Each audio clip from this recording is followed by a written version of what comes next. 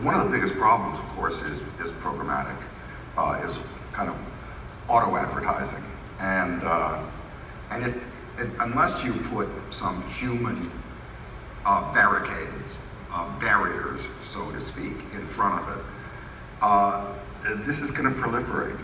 The people who are in journalism all want very much to find some way to separate actual journalistic practices from just noise. Now, before, you really did need a publisher. You did need some distributor. Now, you push a button and publish to the world, and while that's, God knows, wonderfully freeing, and it gives, obviously, communications to all, it has lots of nasty consequences.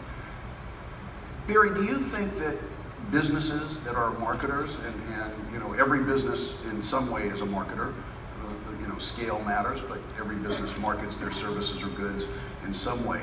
Do they have an obligation to be supporting the quality versus the fake? I think everybody has an obligation right now.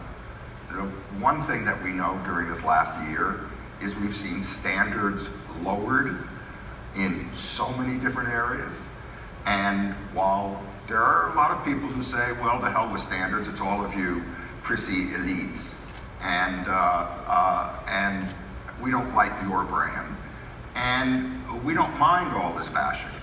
But I really do think that the other part of the word elite are people who are ambitious and aspirational and understand the value of tradition and how important standards are.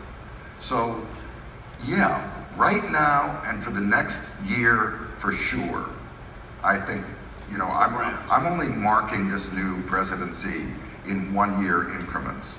But for the next year. So are the people who live between 55th Street and 57th Street in New York. They're trying to do it by day, not by year. Yeah, that's for sure.